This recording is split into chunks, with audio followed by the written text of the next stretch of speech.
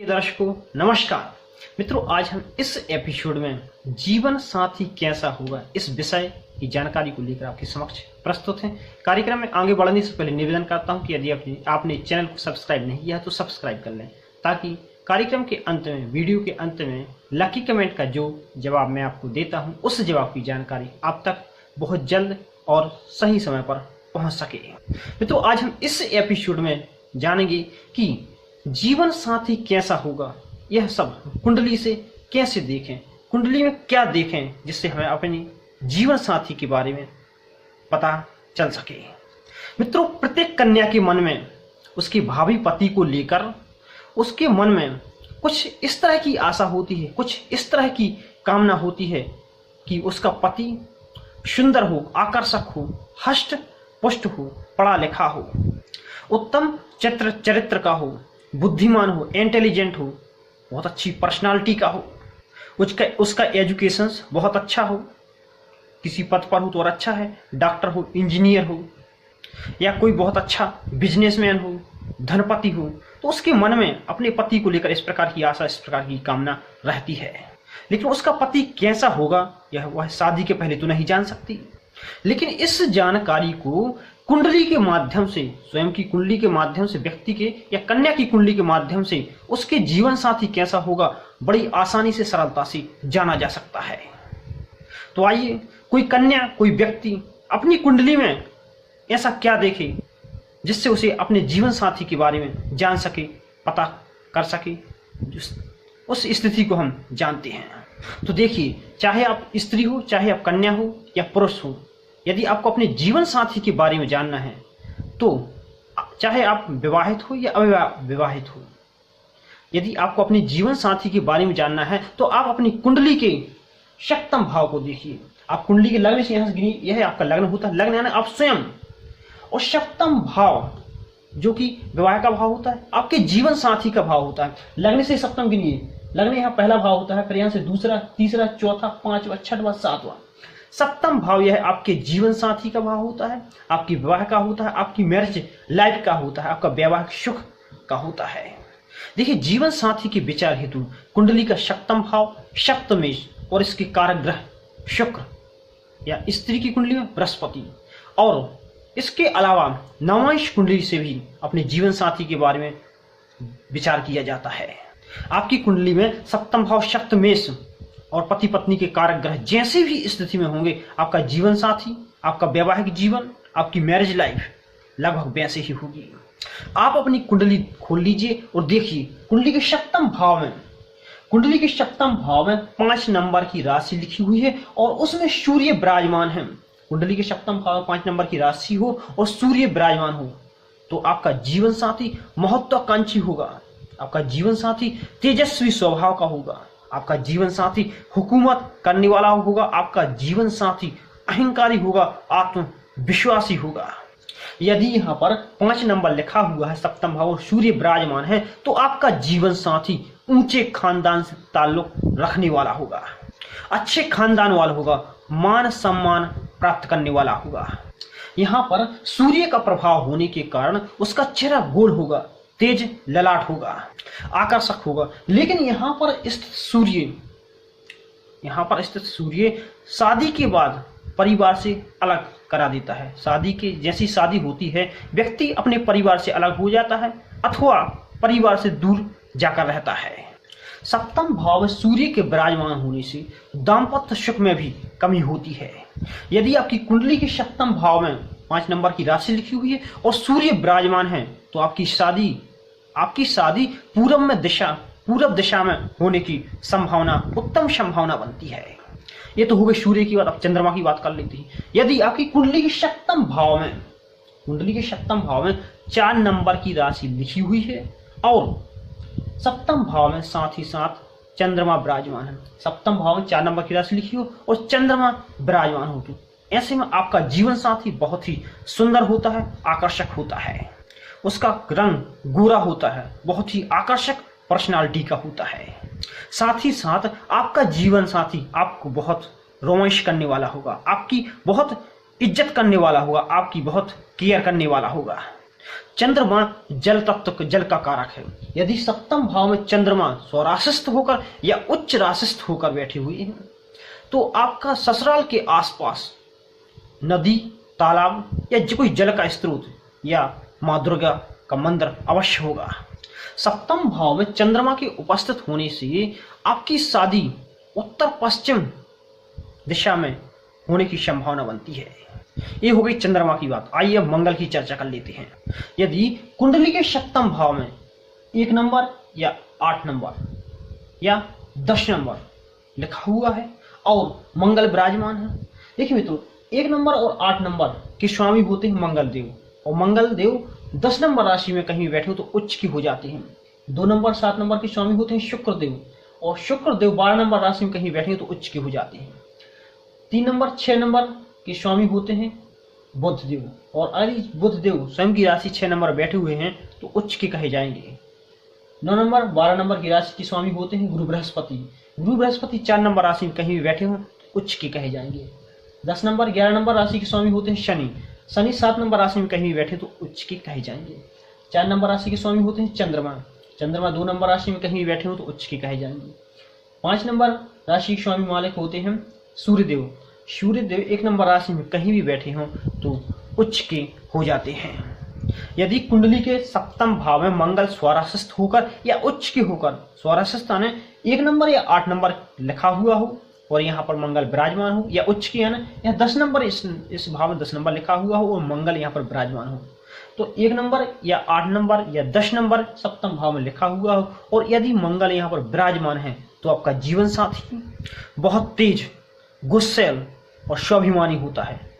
आपका जीवन साथी तेज, गुस्सैल, स्वाभिमानी होता है, साथ ही साथ निडर होता है। साथ ही साथ आपके जीवन साथी बहुत ही लीडरशिप क्वालिटी होगी। आपका साथ जीवन साथी का जो कलर होगा वह साफ होगा, लेकिन लालिमा लिए हुए होगा। उसका जो चेहरा होगा ऐसा लगेगा जैसे लालिमा लिए हुए हो। साथ ही साथ ऐसी लड़कियों का जीवन साथी पुलिस में हो सकता है, सेना में हो सकता है, मिलिट्री में हो सकता है, या डॉक्टर भी हो सकता है।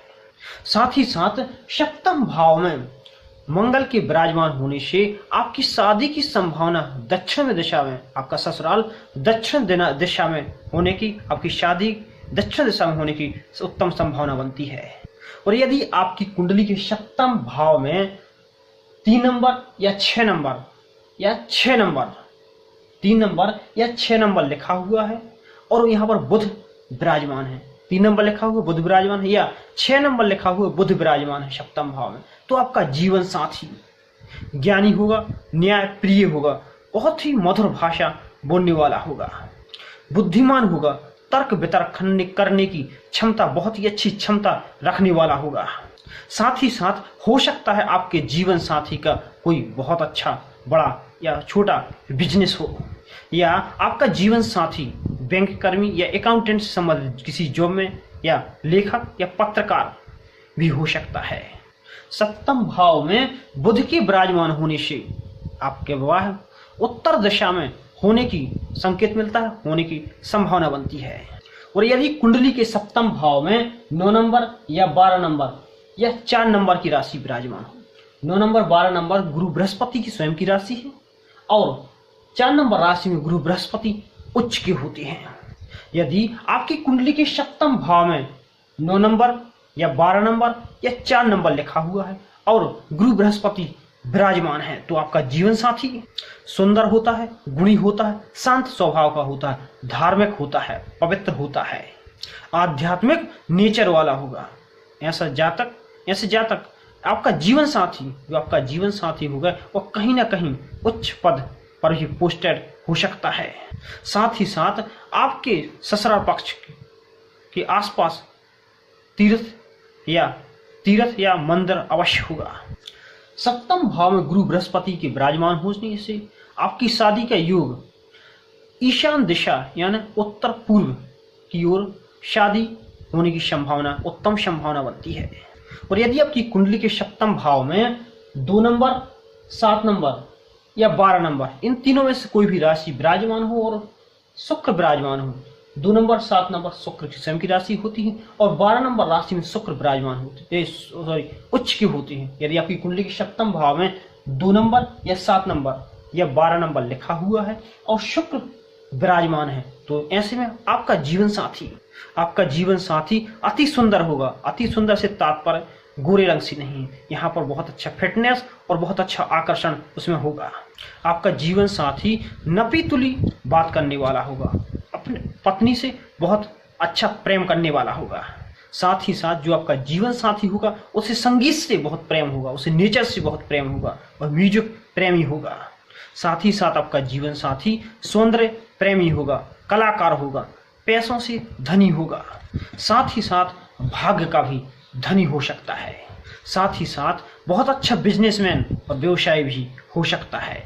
सप्तम भाव में शुक्र के विराजमान होने से आपकी शादी का योग, दक्षिण पूर्व दिशा में आपकी शादी होने की उत्तम संभावना बनती है।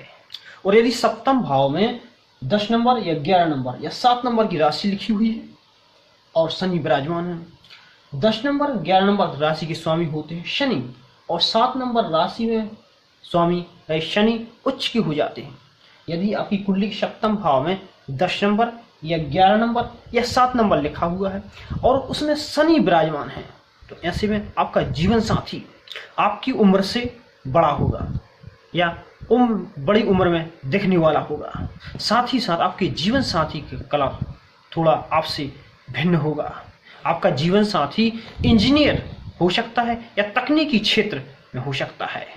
यदि आपकी कुंडली में सप्तम भाव में शनि 7 नंबर राशि बैठे हुए हैं, सप्तम भाव में 7 नंबर की राशि है और बैठी हुई है और साथ में शनि बैठे हुए हैं, तो शनि यहाँ पर उच्च के हो जाते हैं, साथ ही साथ यहाँ दिशा बली हो जाते हैं। यदि यह स्थिति बनी हुई है तो आपका जीवन साथी अभी या भविष्य में प्रशासनिक अधिकारी भी बन सकता है। शासकीय सेवा में उच्च पद पर अधिकारिस्थ हो सकता है।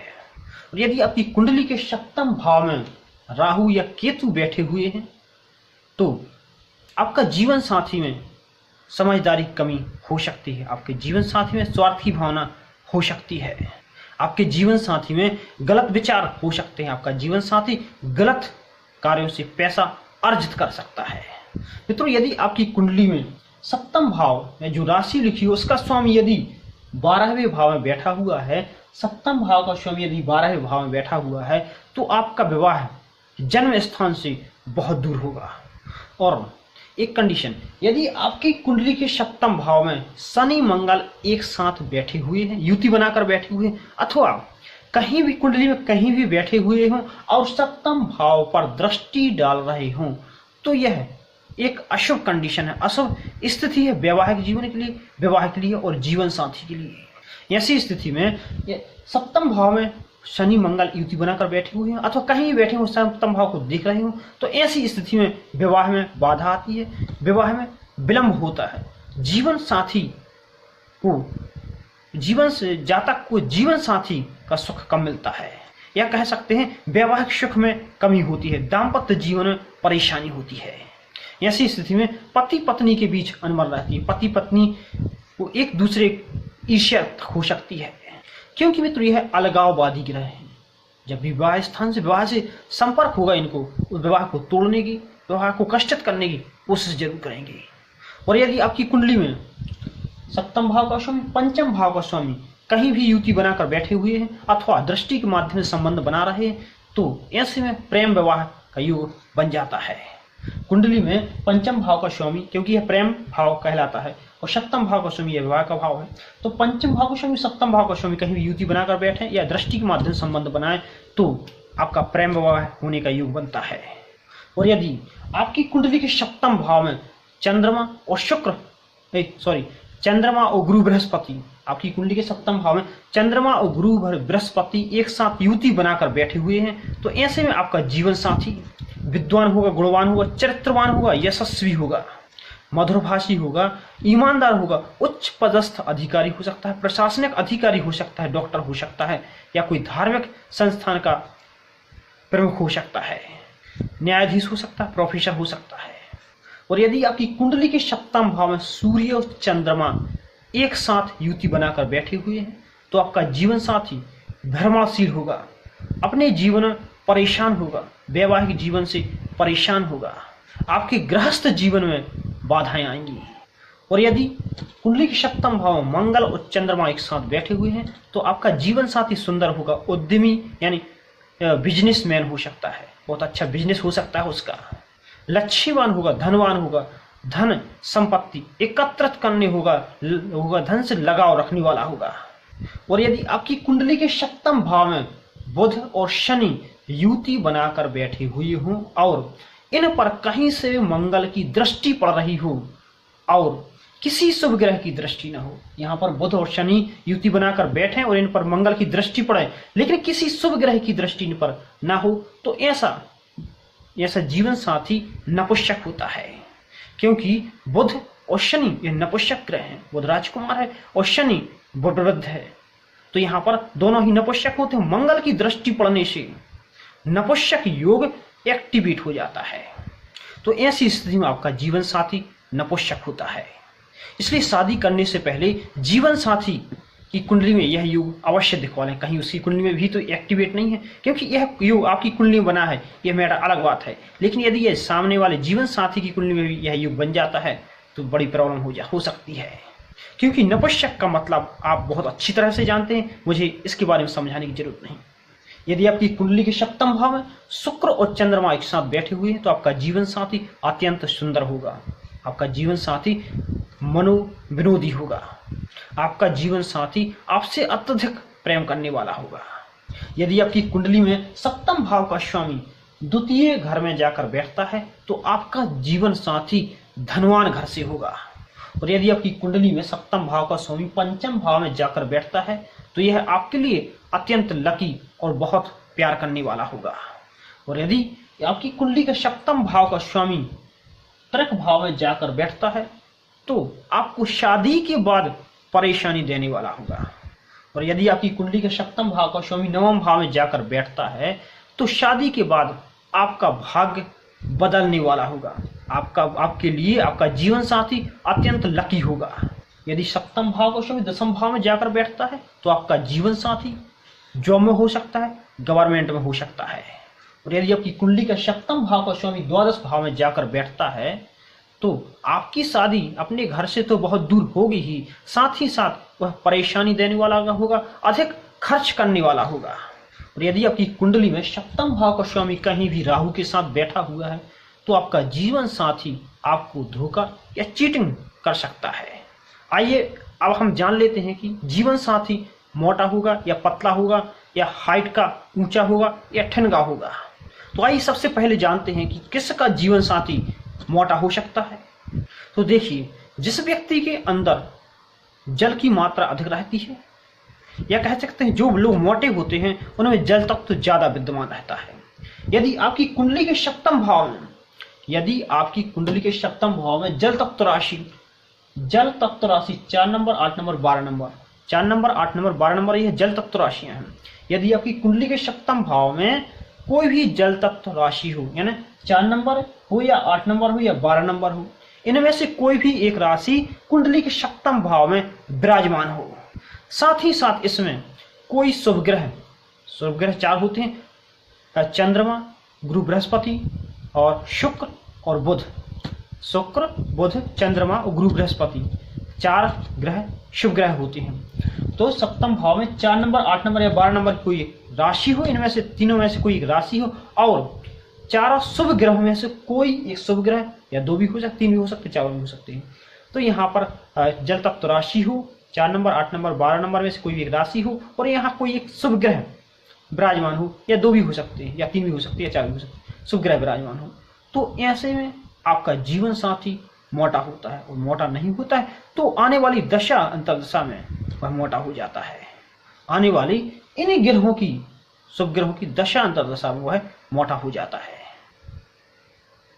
और यदि आपकी कुंडली के सप्तम भाव में अग्नि तत्व राशि 1, 5, 9 यह तत्व राशियां हैं, अग्नि तत्व राशि विराजमान हो तो सप्तम भाव में 1 नंबर या 5 नंबर या 9 नंबर की राशि यहाँ पर विराजमान हो और सूर्य या मंगल या दोनों भी हो सकते हैं यहाँ पर यदि विराजमान है तो आपका जीवन साथी आपसे पतला होगा, दुबला होगा। और यदि वह पतला दुबला है लेकिन यदि वह अपनी सेहत का ध्यान रखने लगे तो वह फिट भी हो सकता है। ये तो चर्चा हो गई मोटापे की और पतले की। आइए हम चर्चा करते हैं अब हाइट की। यदि अब हाइट की चर्चा कर रहे हैं, यदि आपकी कुंडली के सप्तम भाव में 1 नंबर या 2 नंबर या 11 नंबर या 12 नंबर, 1 नंबर या 2 नंबर या 11 नंबर या 12 नंबर, इन 4 राशियों में से कोई एक राशि यहाँ पर विद्यमान है, तो आपके जीवन साथी की हाइट आपकी हाइट से कम होगी या लगभग बराबर होगी। अधिकतर मामलों में यह देखा गया है कि आपकी जो जीवन साथी की हाइट रहती है वह आपकी हाइट से कम रहती है। लेकिन यदि आपकी कुंडली के सप्तम भाव में 5 number, 6 number, 7 number, 8 number, 5 number, इस कुंडली के सप्तम भाव में 5 नंबर लिखा हुआ हो या 6 नंबर लिखा हुआ हो या 7 नंबर लिखा हुआ हो या 8 नंबर लिखा हुआ हो, यदि इनमें से कोई एक अंक लिखा हुआ है तो आपके जीवन साथी की हाइट आपकी हाइट से अधिक होगी, लंबी होगी। और यदि आपकी कुंडली के सप्तम भाव में 3 नंबर, 4 नंबर, 9 नंबर, 10 नंबर, इनमें से कोई एक राशि हो, 3 नंबर, कुंडली के सप्तम भाव में 3 नंबर हो या 4 नंबर हो या 9 नंबर हो या 10 नंबर हो, इन 4 राशियों में से कोई एक राशि यहाँ पर लिखी हुई है, तो आपके जीवन साथी की हाइट और आपकी हाइट लगभग बराबर होगी। मित्रों, आज हमने इस एपिसोड में जाना जीवन साथी के बारे में, ससुराल पक्ष के बारे में, शादी की दिशा के बारे में और साथ ही साथ जीवन साथी के मोटे पतले, हाइट कम ज्यादा के बारे में। मित्रों, मेरे पास ऐसे बहुत सारे सूत्र हैं, आप कार्यक्रम को देखते रहिए। धीरे धीरे मैं आपको बहुत सारे सूत्र, बहुत गजब के सूत्र, ज्योतिषीय सूत्र आपको बताता जाऊंगा। बस आप कार्यक्रम को देखते रहिए, लाइक और शेयर करते रहिए। कार्यक्रम में मैं आपको सूत्रों को बताने के साथ साथ आपके लकी कमेंट का जवाब भी आपको देता रहूंगा। मित्रों, आज के लिए बस इस एपिसोड में इतना ही। अब वक्त हो चुका है आपके लकी कमेंट का जवाब देने का। मित्रों, आपके सभी के कमेंट में से आज का लकी कमेंट है पीयूष सदन जी का। पीयूष सदन जी, मैं आपका विनम्र कमेंट लेने जा रहा हूँ। आपने बहुत ही विनम्रता से लिखा हुआ है, गुरुजी सादर चरण स्पर्श। तो पीयूष सदन जी, आपका सदैव कल्याण हो, ईश्वर आपका सदैव कल्याण करें, साथ ही साथ आपके जीवन में आने वाली परेशानी तकलीफों का हरण करें। पीयूष जी, आपका जन्म तारीख है 3/11/1987, जन्म का समय है 1 सुबह के 1:40 और आपका जन्म स्थान है चंडीगढ़। आपने प्रश्न पूछा हुआ है कि मेरी शुक्र की महादशा कैसी रहेगी। पीयूष जी, मैं आपकी कुंडली देख रहा हूँ, आपकी कुंडली सिंह लग्न की है और आपकी राशि है मीन। आपकी कुंडली के चतुर्थ भाव में माता, गाड़ी, वाहन, सुख सुविधा के भाव में शुक्र, चतुर्थ भाव में शुक्र विराजमान होकर बैठे हुए हैं। आपकी कुंडली में शुक्र दशम भाव और तृतीय भाव के स्वामी होकर चतुर्थ भाव में दिशावली होकर बैठे हुए हैं। देखिए, कुंडली का चतुर्थ भाव जिसमें शुक्र विराजमान है, वह भाव माता, गाड़ी, वाहन, जमीन जायदाद, सुख सुविधाओं का भाव होता है। चतुर्थ भाव में शुक्र बैठकर 7वीं दृष्टि से दशम भाव को देख रहे हैं, कर्म क्षेत्र को देख रहे हैं, कामकाज को देख रहे हैं, मान सम्मान, पद प्रतिष्ठा, यश कीर्ति के भाव को देख रहे हैं। दशम भाव जो कि उन्नति का भाव होता है, सफलता का भाव होता है, राजनीति का भाव होता है। तो जैसे ही आपकी शुक्र की महादशा शुरू हुई, आपको भूमि, वाहन, मकान और माता का सुख मिलना प्रारंभ हो जाएगा। लेकिन इसका मतलब यह नहीं कि अभी आपको मिल नहीं रहा होगा, मिल रहा होगा। लेकिन शुक्र की आपने जो प्रश्न पूछा हुआ है शुक्र की महादशा का, तो जैसे ही आपकी शुक्र की महादशा चलेगी, उस महादशा में मुख्यतः आपको भूमि, वाहन, मकान, गाड़ी आदि का सुख सुविधाएं आपको मिलती रहेंगी। आपका कामकाज बहुत ही बेहतर होगा। यदि आप कोई एग्जाम दे रहे हो तो उसमें बहुत अच्छी सफलता आपको प्राप्त हो सकती है। यदि आप विदेश सेटलमेंट की कोशिश कर रहे हैं तो आपको विदेश में भी यहाँ पर सेटलमेंट का योग बहुत अच्छा बनता है। शुक्र कुंडली के चतुर्थ भाव में बैठकर दशम भाव स्वयं के भाव को देख रहे हैं, तो यहाँ पर दशम भाव संबंधी लगभग सभी रिजल्ट बहुत अच्छे देंगे। पीयूष सदन जी, ये था आपके कमेंट का जवाब। मित्रों, यदि आपके जीवन में कोई भी समस्या चल रही है, परेशानी चल रही है और आप भी अपने जीवन संबंधित कोई प्रश्न पूछना चाहते हैं, तो नीचे कमेंट बॉक्स में अपना जन्म डिटेल्स लिखकर आप भी अपना प्रश्न लिखकर भेज सकते हैं, पूछ सकते हैं। साथ ही साथ यह वीडियो यदि आपको पसंद आया है, अच्छा लगा है, तो आप इस वीडियो को आप अपने मित्रों, घर परिवार, घर परिवार वालों को, अपने संबंधियों को, अपने मित्रों को शेयर करें, ताकि वो भी अपने जीवन से संबंधित, परेशानी से संबंधित कमेंट करके उसका उपाय जानकर अपनी समस्या का समाधान कर सकें। मित्रों, आज के लिए बस इतना ही। आपने मेरा वीडियो देखा, इसके लिए आपको बहुत बहुत बहुत सारा धन्यवाद। साथ ही साथ मैं आपसे विशेष निवेदन करता हूं कि वीडियो को लाइक कीजिए, शेयर कीजिए एंड चैनल को सब्सक्राइब नहीं किया तो सब्सक्राइब कर लीजिए। नेक्स्ट एपिसोड में पुनः मिलते हैं। साथ ही साथ निवेदन करता हूं कि यदि आप जिनके कमेंट इस एपिसोड में नहीं लिए गए हैं, आने वाले एपिसोड में उनके कमेंट अवश्य लिए जाएंगे। साथ ही साथ निवेदन करता हूं कि आप हमेशा खुश रहिए, प्रसन्न रहिए, हमेशा पॉजिटिव सोचते रहिए, पॉजिटिव करते रहिए, क्योंकि पॉजिटिव कर्म, पॉजिटिव सोच जीवन का बहुत ही सुंदर और बहुत ही बढ़िया विस्तार करते हैं। साथ ही साथ आपको समस्त समस्या, परेशानियों से बचा रखते हैं। नेक्स्ट एपिसोड में पुनः मिलते हैं खास विषय को लेकर। तब तक के लिए इजाजत दीजिए। नमस्कार, जय श्री कृष्ण।